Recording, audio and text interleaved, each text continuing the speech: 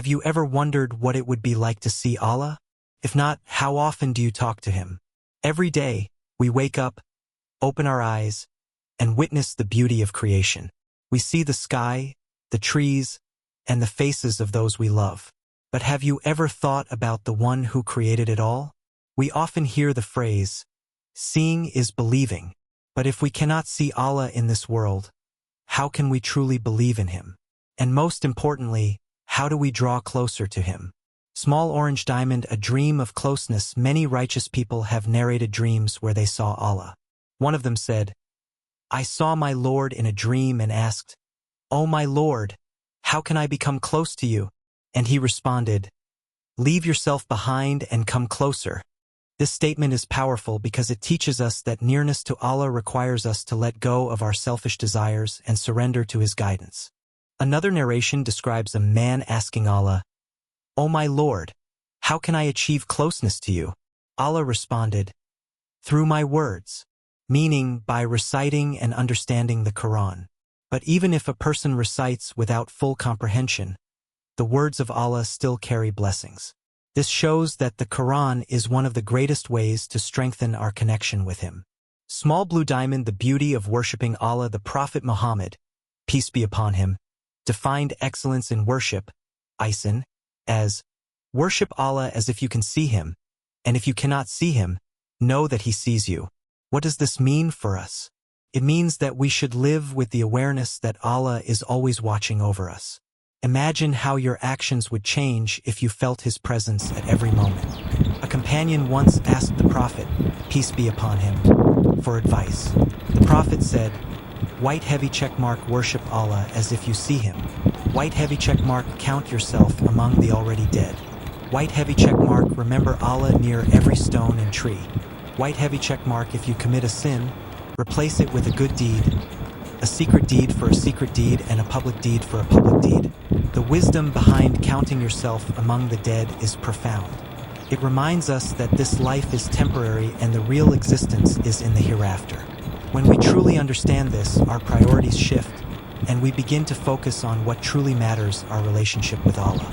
Small Orange Diamond, can we see Allah in a dream? There are authentic reports of righteous people seeing Allah in their dreams. Imam Ahmad, a great scholar, experienced this multiple times. But we must understand that seeing Allah in a dream is not the same as seeing Him in the hereafter. It is a rare and unique experience that Allah grants to a few of His pious servants. However, these dreams always emphasize one key point. The way to connect with Allah is through His words, the Quran, and through sincere supplication, dua. Some people talk about Allah, but they never talk to Him. Others know about Allah, but they do not truly know Him. The key is to engage in direct communication with Allah every day, through prayer and supplication. Small Blue Diamond, the honor of talking to Allah. Even though we may not see Allah in this life, we have already spoken to Him. Allah tells us in the Quran, "When my servant asks you about me, tell them, I am near." Quran 2:186. Before we were born, Allah spoke to our souls and asked, "Am I not your Lord?" And we all responded, "Yes, we testify." This means that our connection with Allah began before our existence in this world, and it will continue after we leave it. One of the most beautiful aspects of our faith is the accessibility of Allah. A new Muslim once said, "The most beautiful thing about Islam is that Allah is always near. I never knew what it was like to talk directly to God before." The Prophet, peace be upon him, said, "The closest a servant is to Allah is when he is in prostration, sujud. Every time you pray, you are directly speaking to Allah, and He is listening. Even if you only perform the 5 daily prayers without additional sunnah prayers, you are still speaking to Allah at least 17 times a day." Small Orange Diamond, even in sleep, your soul draws closer to Allah. There is a narration that says the soul of a believer is brought to the throne of Allah when they sleep. If they sleep in a state of purity, their soul is allowed to prostrate to Allah. This is why the Prophet recommended performing ablution, wudu, before sleeping. Even in our unconscious state, our soul continues its journey towards nearness to our Creator. Small Blue Diamond, the ultimate vision.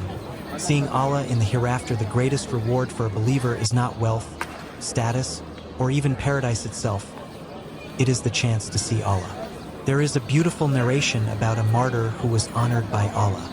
The Prophet, peace be upon him, told his son, Allah spoke to your father directly, without any barrier, and asked him, "What do you wish for?" He replied, "O my Lord, bring me back to life so I may die for your cause again." But Allah said, "It has already been decreed that no one will return to this life."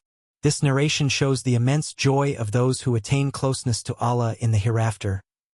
Their only wish is to return and sacrifice for His sake once more. Small orange diamond striving for closeness to Allah. So how do we strive for that closeness in this world? Here are some practical steps. White heavy checkmark: pray regularly and on time. Salah is our direct link to Allah. White heavy checkmark: read and reflect on the Quran. It is His message to us. White heavy checkmark: make constant dhikr, remembrance of Allah. It keeps our hearts connected. White heavy checkmark: give charity. Helping others brings us closer to Allah. White heavy checkmark: be kind and sincere. Small acts of goodness have great rewards. The Prophet Muhammad, peace be upon him, said, "The most beloved people to Allah are those who are most beneficial to others."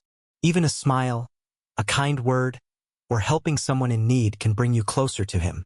Small blue diamond final reflection: we may not see Allah in this world, but we experience His presence in every aspect of our lives, through His guidance, His mercy, and the countless blessings He provides.